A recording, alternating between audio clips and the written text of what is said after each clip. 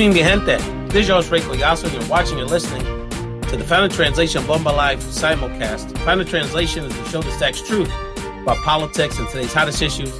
And Bomba Live is a virtual Puerto Rican celebration. You don't want to miss Bomba Live 2 on June 12th, 2021. We'll talk about that later in the show. On this Maria and Suave edition of the Final Translation Bomba Live simulcast, we're going to hear from an icon in our community, the legendary journalist and author, Maria Hinojosa, about her new book, but also this incredible relationship she developed with a man that has an incredible journey himself, Suave Gonzalez, from juvenile lifer to an incredible redemption story, and someone that has now shared his personal story on the hottest podcast in the audio sphere, the Suave Podcast, which I know all of you are watching and listening to very intently. And this is going to be a very special episode that really ties in so many of the themes that we talk about here on the show: leadership, collaboration, redemption, and community. And to kick off, to close this, as you know, I have a wonderful group of collaborators, but there was no one else I could call to have this conversation with Maria and Suave today, but community journalist and activist and a Philly jaunt, all right, Vanessa Maria Graver. Buenas noches, Hello. Vanessa. How are you? Estoy bien. ¿Cómo estás? Thank you for having me. No, I'm very happy that you're here, and it's so funny because on some level, first of all, there's no way I wouldn't have invited you to be our host for this very special episode. It ties in so many of the great things you work on in terms of community journalism, activism, your love for Philadelphia, your love for telling stories of the traditionally disenfranchised, the often forgotten in our community. But I knew if I didn't have Vanessa on this one, I would have heard something about it. So either way, you were good. Vanessa, how are you this evening? You know, I'm feeling good. I feel like things are taking a turn for the better. Last couple times we got together, things weren't looking so good. Yeah. And, you know, it's a warm day out today on the East Coast. And, you know, things are looking just a little bit brighter. Well, they're going to keep getting brighter. We're going to have a great conversation. We encourage people. You know, this one's definitely for North Philly, you know, where me and Vanessa are from. And also, as you'll find out in a moment with the background, our Colombian Barnett family. So definitely want to, if you got a buddy from those networks or just anyone that enjoys the great work of Maria Hinojosa and has gotten intrigued by the incredible personal story of Suave Gonzalez, please share this out with your friends on social media. We appreciate people watching live on all your major social media platforms, as a YouTube show after the taping, as an audio show, of course, audio files, the original Final Translation podcast, which you can hear anywhere you download a podcast, and of course, as a radio show, which Vanessa brought to us that opportunity a few years back on WPPMLP 106.5 FM in the beautiful city of Philadelphia, People Power Media. So let's get right to it. Let's bring this incredible guest that's part of the family, and one of the beautiful things about this man and his incredible story, Suave Gonzalez, is the more I get to listen to his podcast and the more I get to hear his personal story, the more I realize how much of this story I was a part of on some level. So it's an incredible moment for our show to have Suave Gonzalez join us. As they say in the street, Suave. ¿Qué pasa, hermano? How are you, sir? Gente, ¿qué pasa? No Philly. Stand up, no Philly. No doubt, brother. You're on the Ray Collazo show. Appreciate you, brother. Ray Collazo Jr., as you know. For those that don't know. That's right, for those who don't know. Ray Collazo kept us alive in the prison. With all the shout-outs to the family. So I'm glad to be here. Brother, we're so happy, first of all, you're out here with us free. And have the opportunity to share your vision, your humanity. And that's one of the things we want to talk about today on the show. How someone like you who, on some level, let's be honest about it, got every bad break, has not only come out of it stronger, but someone is committed to helping their fellow humans and their fellow neighbors and friends, particularly for North Philadelphia, brother. We appreciate you so much and just excited to hear your story. But let's bring the other special guest, the person that you are really intertwined with in history, in the media, and now with this historic, groundbreaking Suave podcast. I'll step to my co-host, allow her to introduce our other very special guest. Well, I think one of the reasons Ray asked me on the show is because I'm a Latina in radio, and for so many of us across the country, Maria Hinojosa has been the voice that we've identified with, who's represented for us, who's told so many of our stories. I mean, she is really legendary. So it is just with so much honor and excitement that we bring her on to show to talk with us today about her new collaboration, the Suave Podcast with Suave Gonzalez, and her new book, Once I Was You. Let's welcome to the show, Maria Hinojosa. What's up? Maria, buenas noches. Talk about a bucket list moment. And I know Yes. all of our friends around the country. I'll share this with you, Maria. I wanted to get some inspiration from the people that just love you, not just in Philadelphia, and of course, it's a very special moment for our Columbia network, alumni network, but around the country and around the world. And so I get on Clubhouse at 10:30 last night, and I literally put in the subject, what should I ask Maria Hinojosa tomorrow? And I get this flood of Latinas who don't know me, just want to say, you're not talking to Maria tomorrow, right? And Maria, the questions went from very very in-depth questions around your reporting to her workout regimen to Chicago. I mean, it's everything to you mean so much to so many people in so many different ways. And I think that's why it's so appropriate for you to be on the show. Thank you so much, Maria, for joining us this evening. Oh my God, that is so sweet. I mean, it's sorry, there's the dog. On hey, we keep it real. It's all good. We keep it real. Well, I mean, it's just, because of the pandemic, you're actually in my bedroom, all of you. And so it's just like when you hear like, oh, Maria, we've been listening to you for so long and you're the voice. And I'm like I'm here with my tennis shoes. I wasn't going to say chanclas. I happen to, I've washed my tennis shoes. Los tenis. Estoy con los tenis. Estoy aquí en mi recámara. And I'm, very, very casual and relaxed. And I'm with people who I am, seeing, who I haven't seen for a while. And so there's kind of a mutuality and a lot of kind of familial space here. And I want to say this to Suave. I bet Suave is going to know. ¿Te parece algo conocido esta camisa, Suave? Yes. Yeah. That was when you came to visit me on Mexican Day, and that was the last visit you came before I came home. That's right. Absolutely. I happened to just, I was like, what am I going to put on? Because I was like, I don't get. And I love this shirt. It's a shirt that I've had since I was 17 years old. It's hand embroidered from the Zapotec people of Oaxaca. And it's one of my favorite shirts. And I wore it when I went to visit Suave the last time I saw him in prison.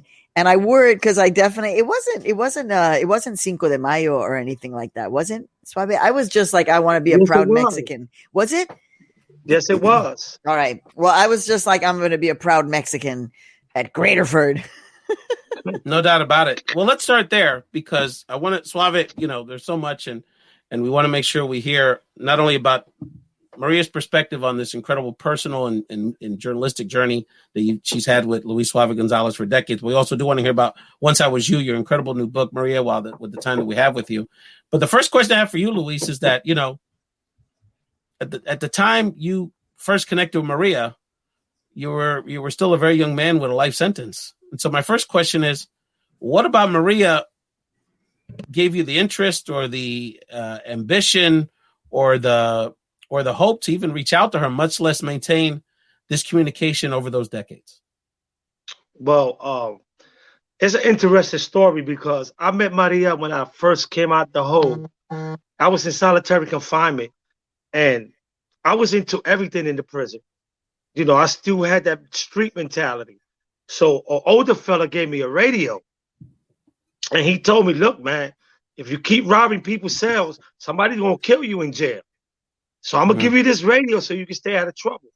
So I plugged the radio in, and it only had like 3 stations. It was WHYY, Temple, where your father was at with David Ortiz, and Power 99.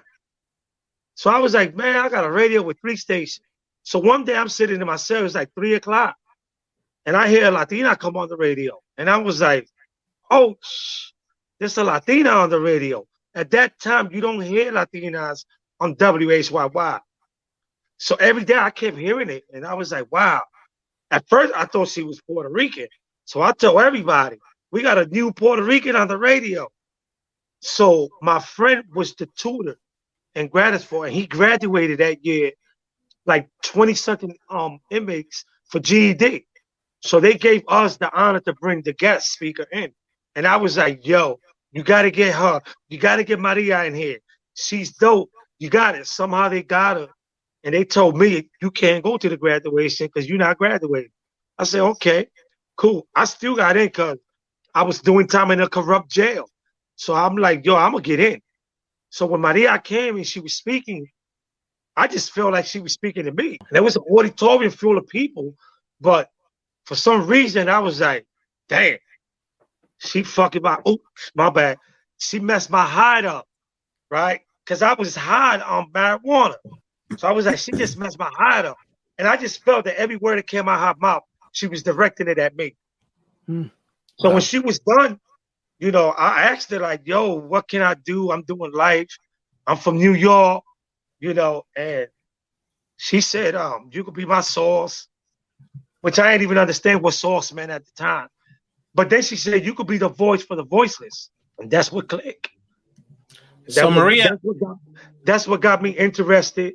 And that's what ultimately made me change my way of thinking in my life. So Maria, kind of the same question.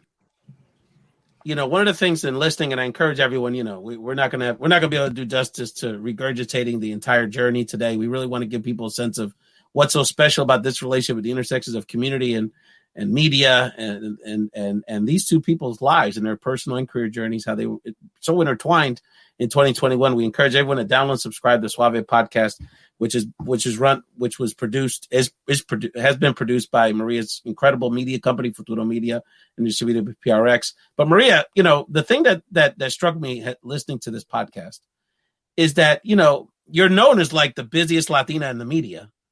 And so not only did you take the time to go to Philly to even go speak to these guys in Graterford, you're not even from Philadelphia, but much less maintain communication with Suave, much less decades of communication, much less archiving, you know, the incredible, it seems to me, the meticulous effort you made to memorialize these conversations, not knowing where it would go, I would imagine. So Maria, what about Suave and his story and his journey compelled you to take so much care with everything you're doing in the media, in your career, in your family? There's a million guys in prison. There's a million stories. Why was Suave so compelling that you paid so much care to it all these years? I mean, that's in the moment. I didn't know any of, you know, that there would be a compelling story that Suave would eventually get out. You know, I think when you ask the question, like, what compelled me, I think I go to, and by the way, thank you so much for all of the love. You know, I really appreciate that. I hope other people who are watching this decide to become journalists like you both, because we need more journalists of color and of conscience. But I think, you know, when I first connected, it was really it was very sad, actually. And I've actually never kind of connected with this. I think la verdad is like when Suave comes to me and he says, look, I'm going to be in here for life. I'm a kid.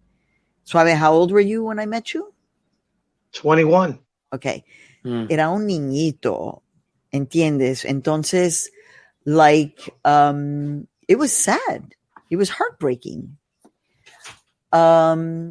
And I think that one of the things, as I say in the podcast, you know, actually, I don't know where I said this. No me acuerdo ahora, but I said, you know, as a journalist, one of the things that I think I understood, and I kind of learned this at WKCR, you know, Ray and you and I share that here at Columbia University in New York, where my career started, is that if you approach people and a story and an issue verdaderamente con humanidad, then you're going to get that back, right? And I think I saw that in action as my mother, you know, as we traveled across Mexico and the United States, how she would give humanity and also self-respect and get that back.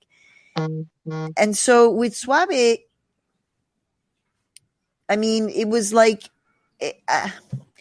we kind of got in touch soon after I met Suave.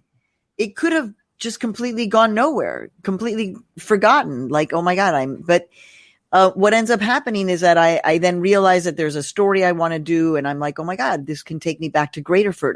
I've got an inn at Greaterford. Let me go back. And they say, come back to Greaterford. And then I'm back in Greaterford, and then I see Suave again. And I've interviewed him actually interviewed him. And now he's on the air on a radio piece that ends up winning the Robert F. Kennedy Award. Like a big friggin' deal. It was a big, big deal that Suave was a part of this piece that wins this award. And then Suave, I think at that point maybe wrote to me or sent something. And I was like, or I don't know, Suave, if it was you or me first, but look, I knew he was going to be in there for life. And as I say in the podcast, I send Christmas cards, and I just started sending Christmas cards. I think the important thing and the message that I'm trying to get out to people who are, as you are doing on this show, which is the narrators of this moment, the live journalists that are capturing our history, is that we need you to do this. We need you to tell these stories. We need you to believe in the importance of telling these stories. And truth be told, because I always tell the truth, I had to fight to tell Suave's story. There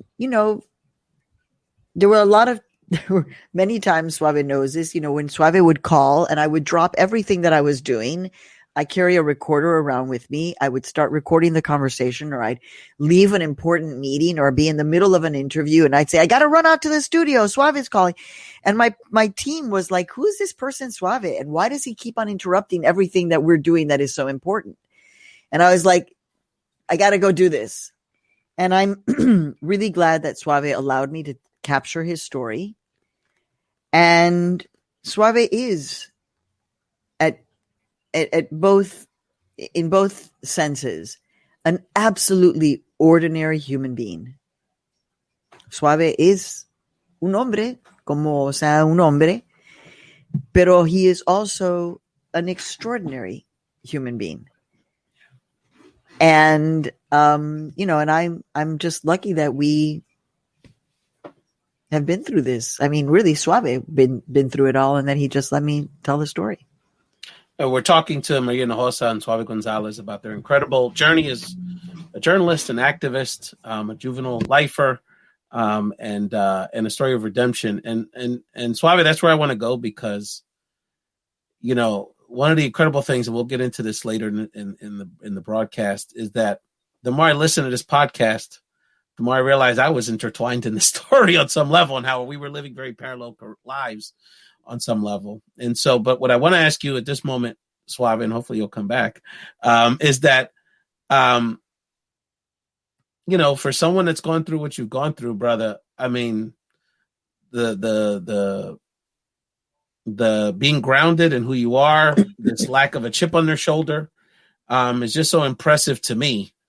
And so how did you get the strength, brother, not only to keep on keeping on while you were incarcerated, but to, but to come out without bitterness, and the perseverance to not only just live the rest of your life, but try to help others. And part of that helping others is telling your incredible.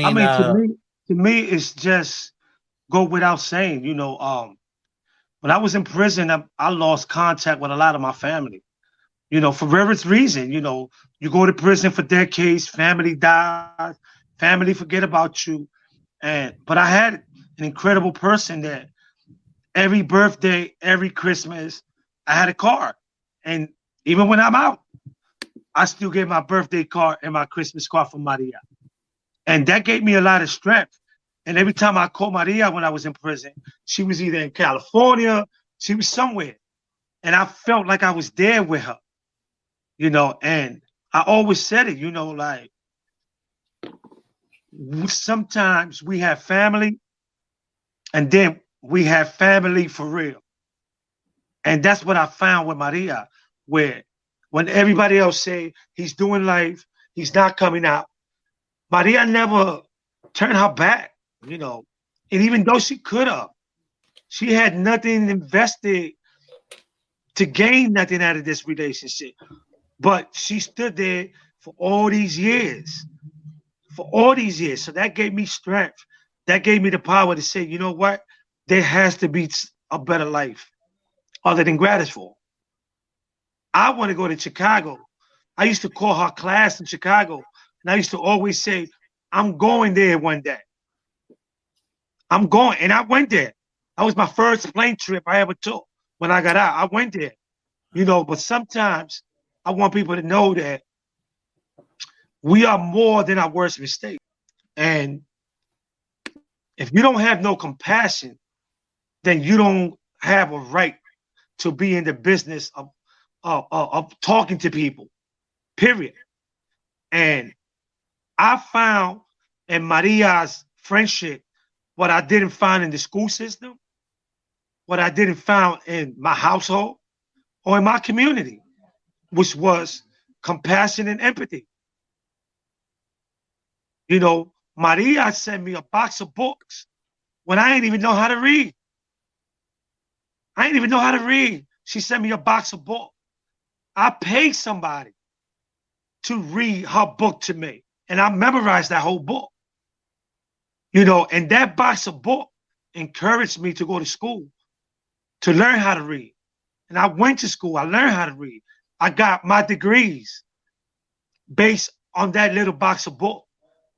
So we never know when we're going to encourage somebody or motivate somebody. Language is everything. I want people to understand that language is everything. If you tell your kid, you're never going to be nothing, you know, and we do that in the Latino household. Tú vas a ser como tu papá. Tú nunca vas a llegar a nada, right? That kid will grow up believing it. I believed it, that I was never learn how to read, that I would never add up to nothing. I believed it till I met Maria in 93. Maria is the only person that ever told me, well, you could be the voice for the voiceless. I mean, imagine being told all your life, you're mentally retarded, you're never going to be nothing, and jail is probably going to be your destination. And then somebody's coming along, a stranger, telling you, wait a minute, you could be the voice for the voiceless. At that moment, I didn't know what that meant. But when I thought about it and the power behind them words, I said, you know what? I could. And that's what I did. You know, so I come home. I ain't come home with a mind of entitlement. I came home to help my community. And many of y'all know I'm in the community. You know, I don't want to be in the spotlight. I'm in the community, whether it's registering people to vote, whether it's helping returning citizens. That's what I do. I do it because somebody did it for me. I send Christmas cards to all my homies in the penitentiary because Maria did it for me. Wow. I send birthday cards to all my homies in the penitentiary because Maria did it for me.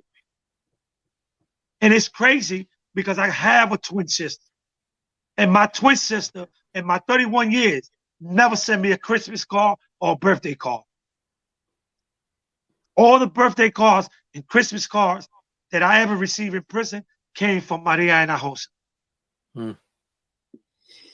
So to me, it's like I'm in debt now with my community.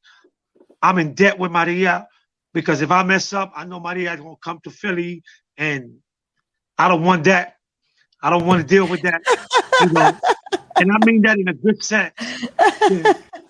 That her mentorship towards me goes way, way beyond me being a source. You know, and I did understand when she said you could be my source. A lot of people asking me, oh, you ain't feel offended? I was like, you know how blessed I felt being a source to a journalist while I'm serving a life sentence? You know what that meant? That meant that if injustice happened behind the prison walls, I could always call that journalist and report that injustice that was going on. And not too many prisoners in the United States had that privilege. And I had it. Maria, I wanted to ask you, because clearly the relationship that you had with Luis changed him and had a huge impact on him. And especially since, you were super busy, you were jet setting around, you had a full life with your family. Luis's world was much smaller, right? So in many ways, you were one of the few mentors he had in his life. But how did the relationship with Luis change you? And specifically, how did it change your journalism? Because, right, at a certain point, he's not just a source anymore. He's a friend. He looks up to you. And you're sharing a lot more about your lives than probably what is source material for a story. So I would actually say that the experience of being changed by this story is really happening in many ways now, because, there is something that I feel, okay, how do I explain this? I don't want to talk about Suave like he's just like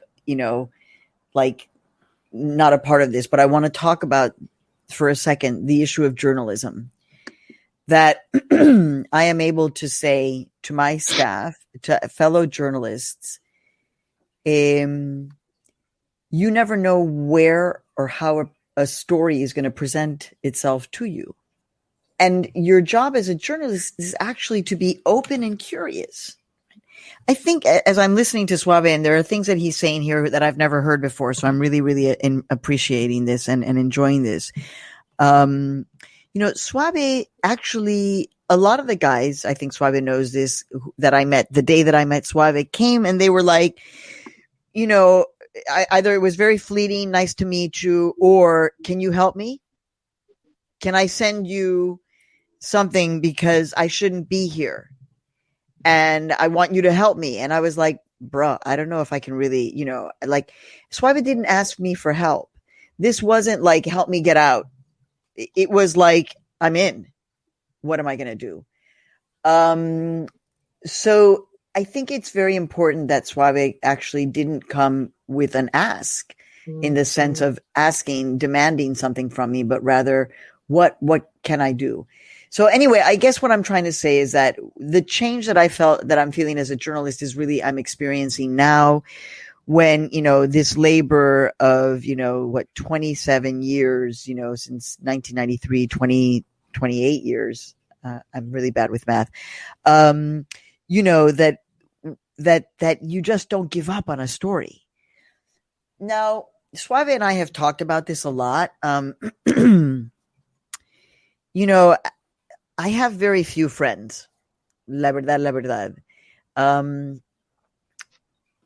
And a friend is somebody who you can count on at any time. And, during the 25 years that I knew Suave, he was in prison. I couldn't call Suave ever. And Suave and I have talked about this. And so really, the experience of, wow, you're out of prison, and it has been very, interrupted. I don't want to reveal too much, and I don't know how much people know about Suave's story, and I really want people to listen to the podcast, so I don't want to reveal. But there are ups and downs that happen throughout the way. And on top of that, now it's a pandemic. I mean, I last saw Suave just over a year ago, haven't seen him because of a pandemic. And so I don't know. I guess I just want to say that as a journalist, please don't give up. Understand that there are people everywhere who have important stories to tell, and we have to value them. And I knew people who had been in prison. I had family members in prison, people very close to me. I had been in prisons in Latin America, and prison to me was not a place that was filled with horrible people. It was filled with human beings. And my husband was with me that day when I met Suave. He was by my side, and he too had family members in prison. And so my husband and I were able to walk into a maximum security state prison like Graterford and not carry judgment. And I think that is something that Suave did pick up on. Now, you are finally able to tell your own story in your new book, which is all about your own challenges and your story of survival. And it really also focuses on this theme that we're touching on right now, which is our humanity, right? Our humanity as people, our humanity as storytellers. Can you talk more about how you came to write this book and a little bit more about your journey? So, well, writing a book is really hard. I didn't really want to write this book. I wanted to write a small little book based on something that I said on MSNBC that went viral when I said, illegal is not a noun. There's no such thing as an illegal human being. Y ese momento se vuelve una cuestión. And, somebody says, oh, write that book. Illegal is not a noun. I was like, I'm going to write a little book, like the little books that you would get in the airport, as if we were always going to be in airports. And then, there's a whole thing that happens when you're in the middle of trying to write a book, in the sense of a mainstream publishing company like Simon & Schuster and, agents and et cetera, et cetera. And actually, my agent asked me to write a big book. And I was like, ¿Cómo de qué a big book? And she was like, we want you to write a book that has peso. So yes, your life, maybe that tiene peso, sure. But this is about really documenting history. It's about documenting policy. It's about talking about journalism. It's about talking about Latinos and Latinas in journalism and our invisibility. It's about imposter syndrome. It's about being a survivor of rape and not even realizing that I even was able to understand what had happened when I was 16 years old. And so the book actually has connected with a lot of people because there's a lot of talk about the imposter syndrome, about someone being very insecure, but still finding a way to make her world, make her progress in a world that is really dominated by men and white folks. And so now lo lindo es de que Once I Was You, there's a lot of love around the book. There's a lot of community love, which is why I can't wait to get to Philly, to be con la comunidad, to share the book. And I can't wait to, write my version of the Suave book. There is that book. And it will be written. Oíste Suave. I'm going to write that book. So there's more to come. But yes, the community love for Once I Was You. And if people want me to visit their book clubs or, sign their book, we're doing all of that. Just find me on Instagram or on Twitter and we'll make it happen. Yes. For folks just tuning in, the book is called Once I Was You, a memoir of love and hate in a torn America. And it's available everywhere you find books. But hopefully you will choose a local bookstore, and we have plenty of women of color owned bookstores in the Philly area. So definitely check it out. I wanted to ask one last question because I know you're not here with us for a long time, but it was this curiosity because, I, as a journalist and broadcaster, my partner is always like, who did you interview? Who are you talking to?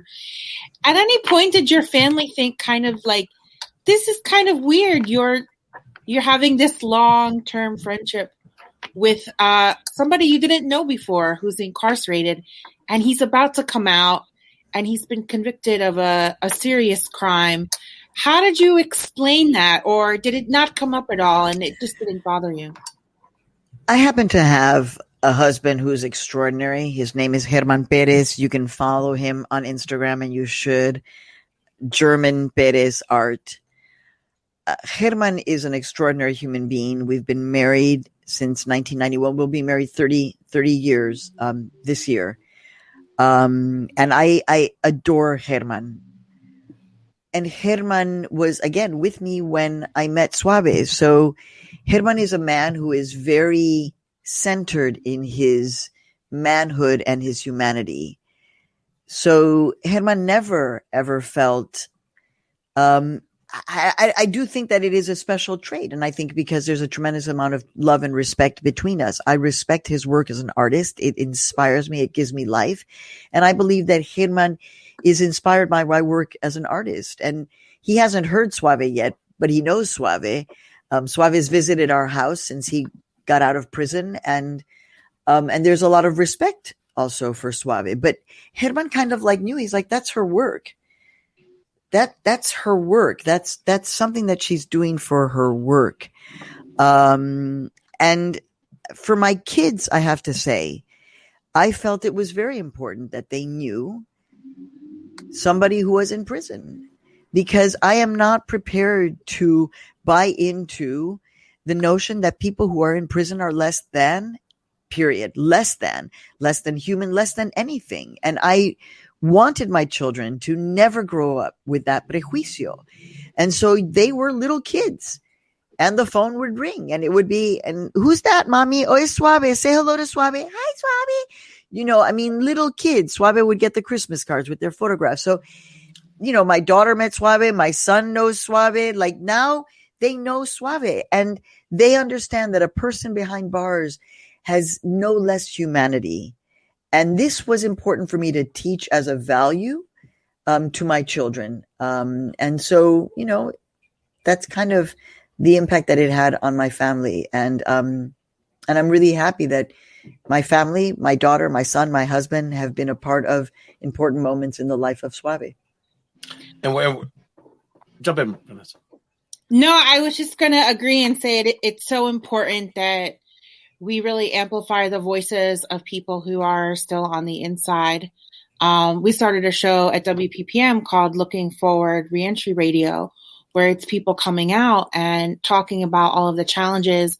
But it's really like, it's really an opportunity to hear what people's future plans are, right? Because it's called Looking Forward, right? How they're going to, achieve all those dreams and things that they had been talking about. And you would be surprised by some of the people that come on the show. You would never, ever know that they were incarcerated. So there's a lot of stigma and a lot of stereotypes that need to be lifted. And I think through podcasts like these and shows like ours, you're able to connect. And I say that because people say really mean things about people who are incarcerated. And I will say, well, my dad was incarcerated. And then they go like, oh, they don't make that connection. They don't know that somebody that they might be talking to has a loved one on the inside or grew up with a father who was incarcerated.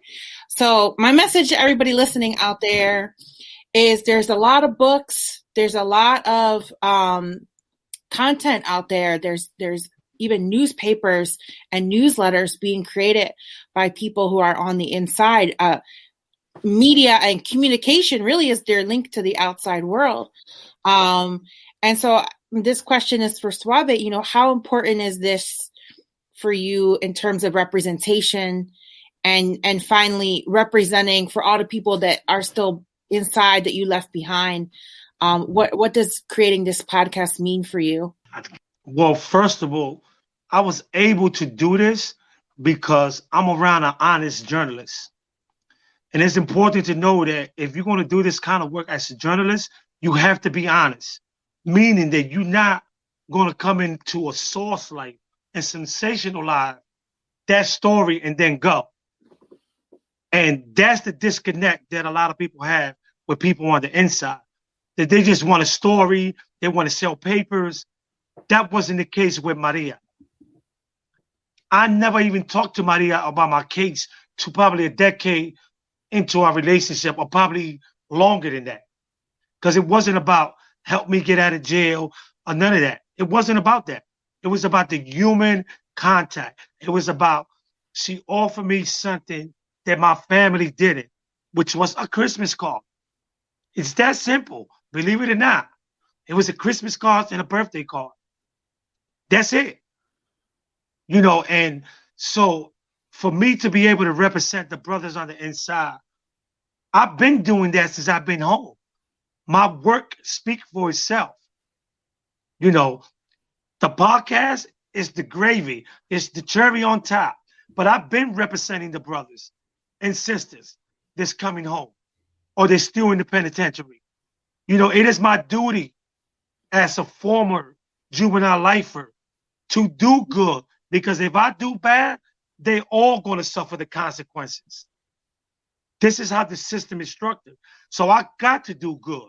The podcast is just helping educate the public on what's really going on inside them walls. A lot of time, people think that the prison walls are just there to keep us in. No, the prison walls are there to keep you from knowing the injustice that's taking place. And again, if we could just be honest and show some compassion and empathy towards each other, I guarantee you, every journalist will have a story like Maria did. I guarantee you that. No. And I don't regret being Maria Hinojosa. And I don't regret being Maria Hinojosa Souls. You know, I'm hearing that word a lot lately. And you know what I say to that? I say to that, it was an honor. Because in being that source, I was able to transform my life. I was able to see somebody that I could never imagine, which is a man that have compassion and empathy for other people. I was able to do that through heart, relationship, friendship. Suave, I want to hold on. Maria needs to jump in. Maria respond because she has something to say. Yeah. You're wrong, Suave. It would not. There are many journalists who have empathy, and they won't have the capacity to get this story because you actually are also an essential part of the story. And so you're cutting yourself short, and I'm not going to let that happen because you have to. And people who are watching this and who are going to listen, óyeme, you did the work, okay? I was out here receiving a phone call, clicking yes and clicking this, and I was doing this and I was collecting it. I wasn't doing the work of becoming literate in a men's prison, a maximum security men's prison. I wasn't doing the work of having to live years in solitary. I wasn't doing the work of having to find humanity and finding hope in the worst of circumstances. So muchas gracias, Suave, for telling me, and for giving me kudos. I appreciate that. But seriously, no. Like, you are the symbol of the possibility of hope for the men and the women who actually have done time or are doing time. Not me, you. And so you have to own that. Something it's hard to understand exactly what happened, what that, and that's why I think life is really kind of beautiful and extraordinary, right? These fleeting moments. But there's no way that I can let this happen without giving the credit to Suave, por favor. O sea, he made the life that he made. And to the activists, to the human rights activists who decided, many of them black and brown, most of them who decided that they were going to fight against the lifetime incarceration of juveniles, and to the scientists, the neuroscientists who were studying the brain to understand that you are an adolescent until the age of 26. Right? And so it's because of all of that this happens. But Suave, you, the podcast is great. I'm very excited, but this is tu vida, and you made this happen. That's right. Before, I know we're a little over time with Maria, so we want to thank her. Maria, we want to give you the opportunity to share any final thoughts you have. We'll have a few more moments with Luis Suave Gonzalez to talk more about the podcast and any of his other observations. This has been very gripping. I know people are on the edge of their seat watching this conversation. So, Maria, anything else on Suave, the podcast, and of course your new book, Once I Was You? Well, definitely get the book for sure. Because it's just it's a way that I can communicate with you as a writer, which I really appreciate. I'm ridiculously proud of Suave and his life, that he's out, that he has made it through a really challenging year, to have survived being in lockdown in a prison and then come out and have to survive being in lockdown in our society. And being on the front lines, being a frontline worker. I mean, it was actually a year ago, Suave, ¿te acuerdas? Of course you remember, because it stood out. It stood out a lot. It was about in a month, at the height of the pandemic. So it would have been the end of March, or when I was already sick with COVID, when I yelled at Suave in a way that I have And I me solté, and I was yelling at him because he was doing frontline work and he was going to work every day when everything was shut down. And I was battling COVID in a bed. And I was just like, ¿Cómo se te ocurre? Because I need Suave to value his life. That's right. Well, we want to thank you so much, Maria. Suave is going to give us has a little have a good time, minute Suave, for his conversation. Suave, we're going to give ourselves a chance to, wipe off a couple tears and kind of get our emotions together. We're going to hear a musical clip.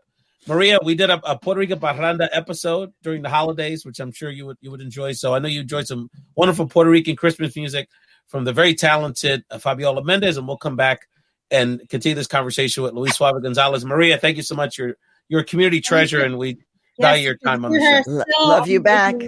Check out Futuro Media for all their podcasts and Latino USA, and get the book, I Once Was You. We'll be right back with Suave Gonzalez. Maria, thank you so much. Holgorio, porque Holgorio está bien encendido.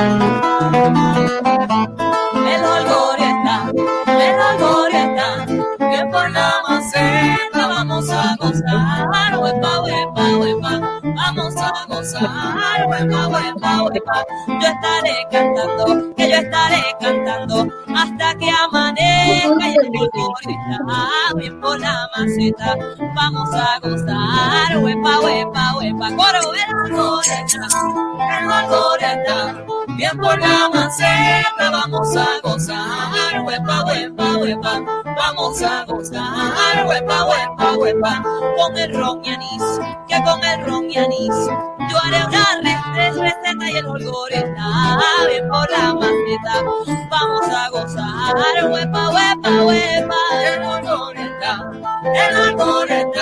bien por la maceta, vamos a gozar, huepa, huepa, huepa. Thank you so much, Fabiola Mendez and Chatequi, some incredible Puerto Rican artists. Fabiola Mendez Suave was the first person ever to graduate from the Berklee College of Music as a cuatro player. So Fabiola and then the female in the Jibaro music game. So quite a blazing her own trail. We're here with Luis Suave Gonzalez, our Philadelphia family, and the podcast world. Luis, amongst other accolades, is really telling his very incredible personal journey of redemption on the hottest podcast, the Suave Podcast. We encourage everyone to download it, subscribe it. And as I'll share a little bit more in a moment, the more I listen to the podcast, not only to get to know Suave, but realize how much of our lives were intertwined. Suave, you had a minute to kind of listen to Maria's thoughts. Just any other reactions to the conversation we just had with your colleague, your friend, and someone that covered you as a journalist for decades. This podcast is not about me. Thousands and thousands of juvenile lifers that are still behind walls. It's about redemption. It's about showing people that people do change. Like a lot of the time we see some of these young kids in our neighborhoods and we just want to throw the key away on them. And we can't. Because when we do, you know what you get? You get angry people. And angry people like to hurt people. So I just want to tell the people, man, listen to the podcast. Use it. Because my main goal of putting my life out there was to try to prevent somebody else from ending up in prison. That's my main goal. If we could save one little Latino or brother or sister from ending up in prison, then our job is done. And that's why I decided to just put it all out there.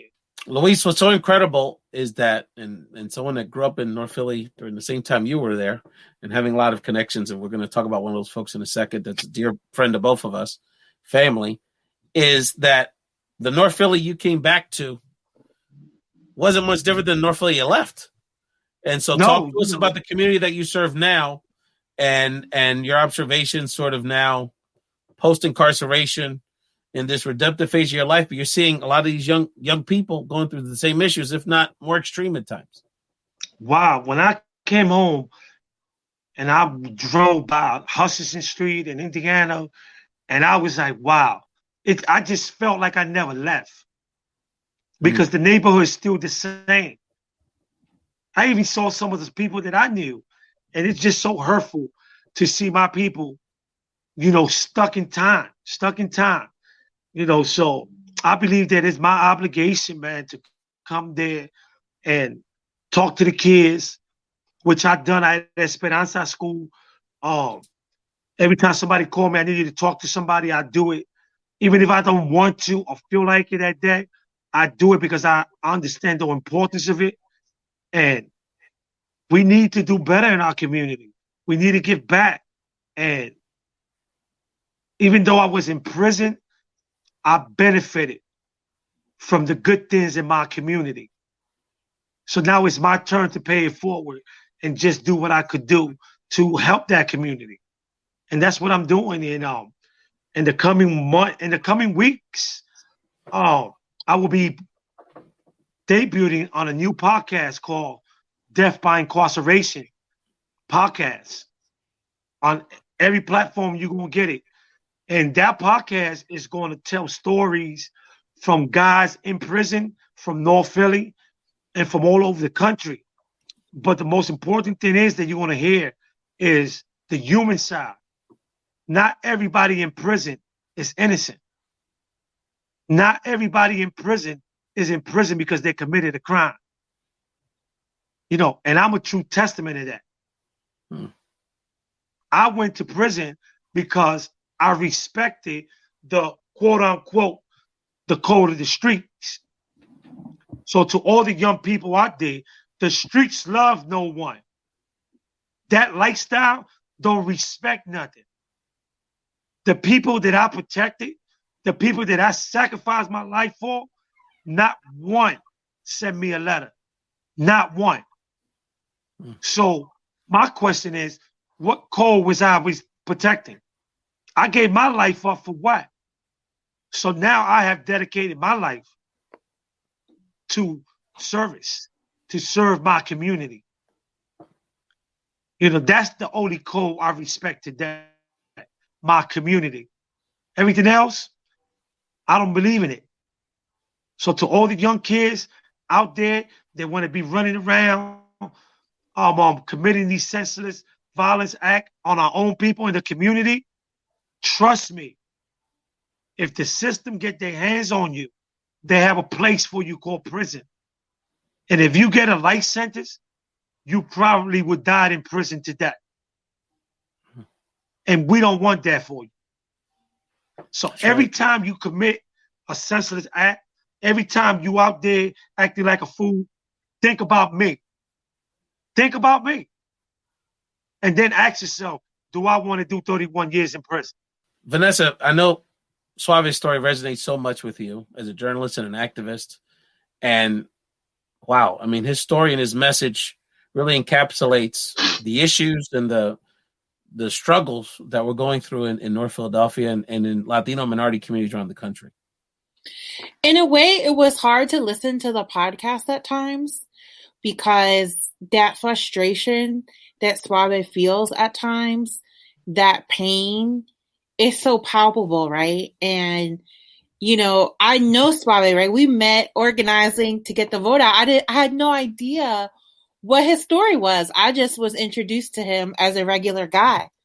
So listening to his story in the podcast was almost shocking in a lot of ways because that's, I had no idea everything that he went through. And, his story is that he got out and he's here with us. And, we were able to hug at the rally, right, in front of City Hall. I seen him. I was happy to see you there. And, we're still here.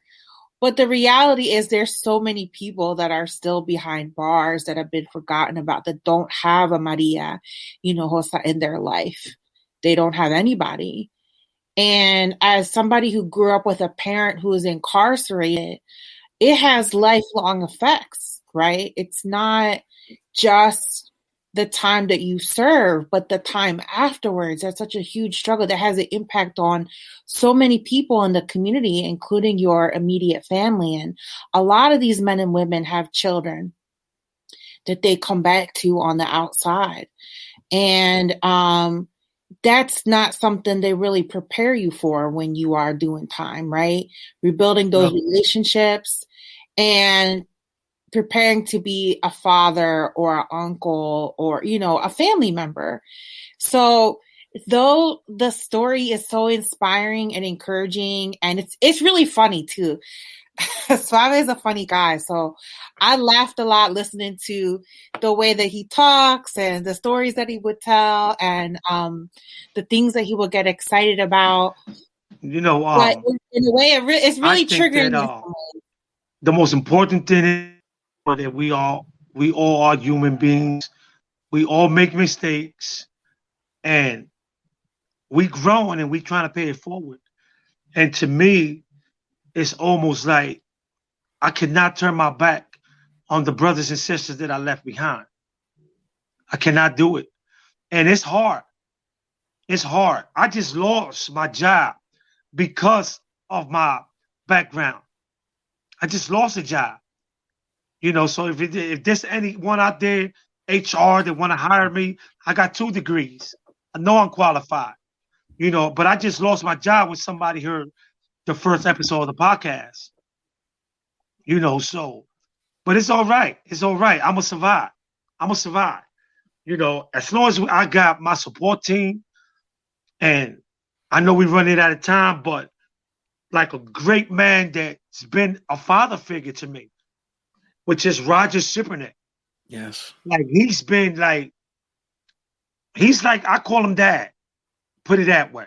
That's my gringo uncle right there, man. Everybody knows Roger and loves him. No, that's family. God, that's a whole other episode. Please give Roger that love. Give him his flowers, brother. Roger used to come visit me in the prison, rain, snow, when nobody else believed that we was coming out. Roger was there. Yeah. And he still go to the prison and visit brothers. A lot of people don't know that. When I came home, November 20, 2017, Roger Sipernet was the one that picked me up. And Maria Hinojosa. That's right. And Aisha Richardson. You know, so we can't forget, man, that we have a lot of people in the community that really cares about people incarcerated. It's because of them that we come home and really want to give back. We want to give back because we want to mimic what they've done for us. Not all heroes wear capes, man, you know? And to me, that's the real ones. My community could count on me anytime. Like I told Ray, I don't care how big this podcast get. And even though we number 27 on the top chart. Who's counting, brother? And you're rising. You're rising, brother. God bless. It's so awesome. Listen, I got a lot of people that has mentored me, that has helped me, such as Gilbert Gonzalez, like he's one of my mentors. Ray Collazo's the father, he was like one of the guys that used to send us shout out to the prisons, used to visit us when he was able to. You know, these are people we can't forget. These are people in the community that the young bulls don't know about. You know, they don't know about the old school. But these are the people that hold us down. And to me, that means a lot. I'm able to do that for other people because of what people done for me. You know, so, and to you, you know, the time that I met you in your reporting, it is important that we keep that in the community, that we stay in touch. You know, and even though I got a great opportunity now to produce a podcast for Apple and CrowdSpace, which is death by incarceration, like I was telling Ray, I'm bringing my Latino people with me to a national stage. We bringing these issues to a national stage because guess what? It's not about me.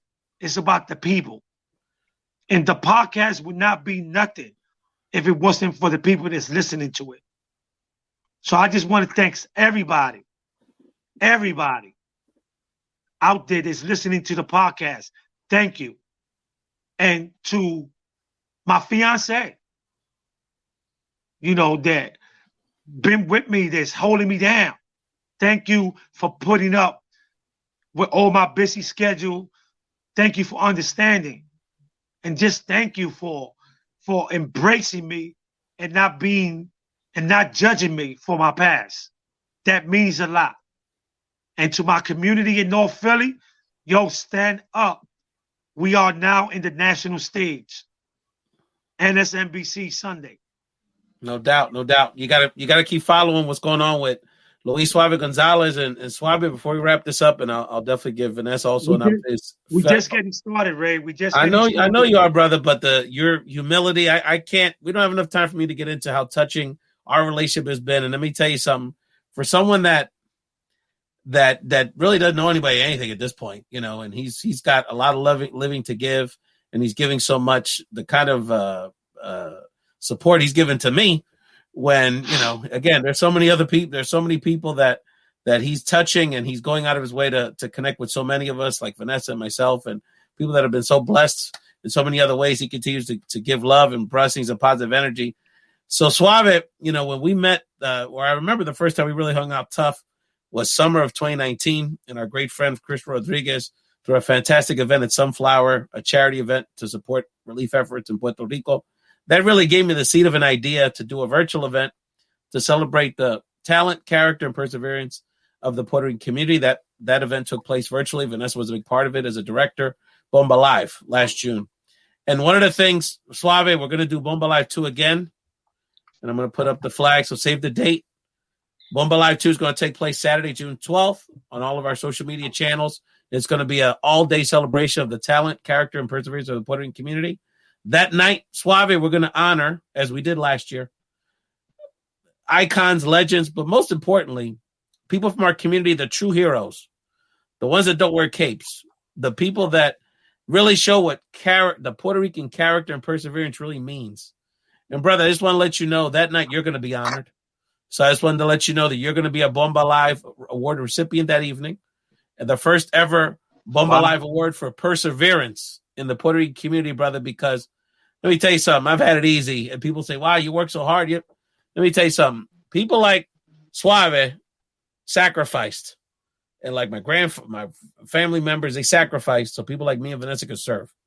And so, it is a great honor, Luis. That night, we're going to celebrate your legacy and what you're going to continue to do, because this is just the beginning, brother. The best is yet to come.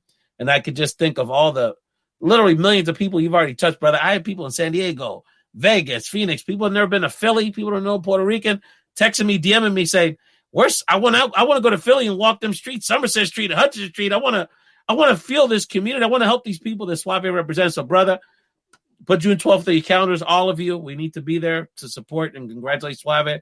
Bumble Live 2 on June 12th. And Vanessa, you've been such a big part of this journey. I wanted to give Vanessa an opportunity to say a few words. And Suave, you're going to get the last word, brother. And congratulations. That honor is the least we can provide you on June 12th, my friend. I'm honored. Yes, felicidades. It's amazing. Well deserved. I just want to shout out a few more people. Donnell Drinks, who I know is a partner of yours, also working with people coming home, and Robert Salim Holbrook.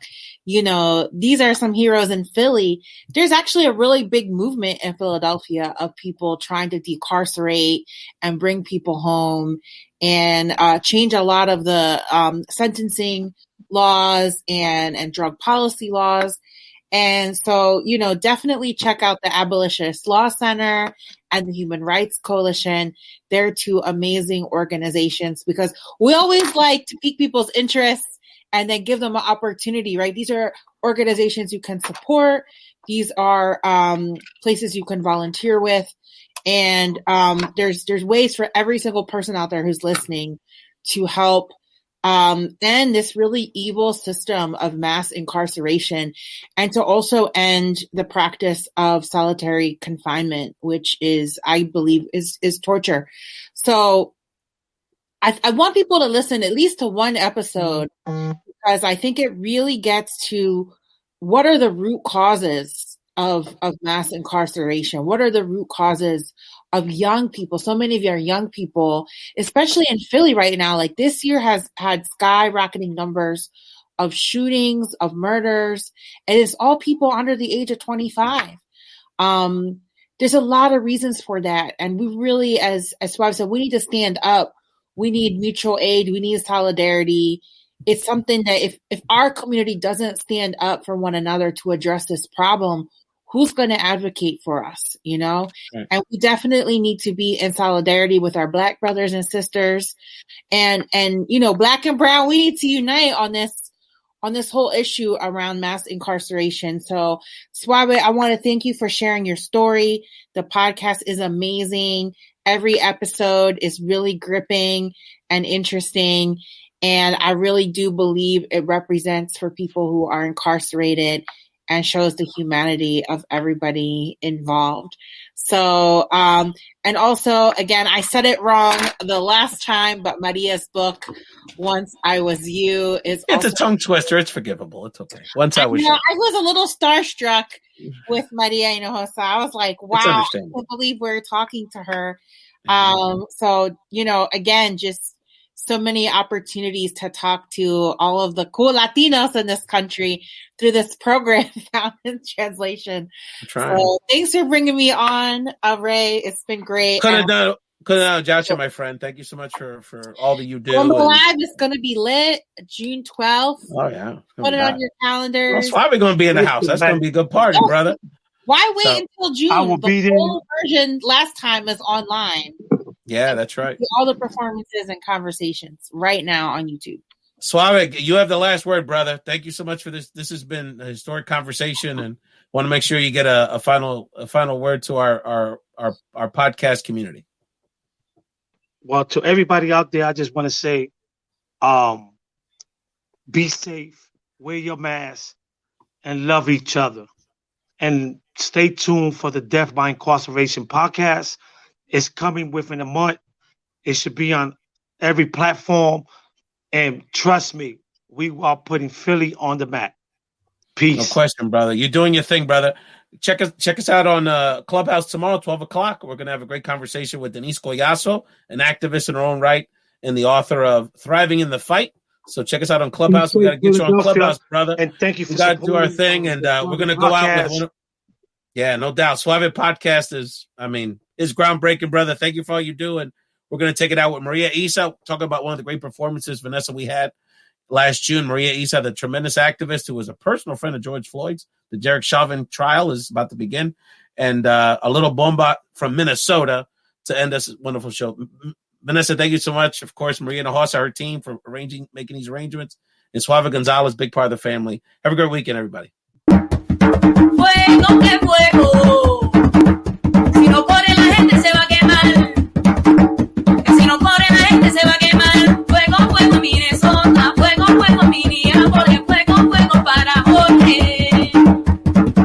Fuego, fuego para los nombres que han matado la policía.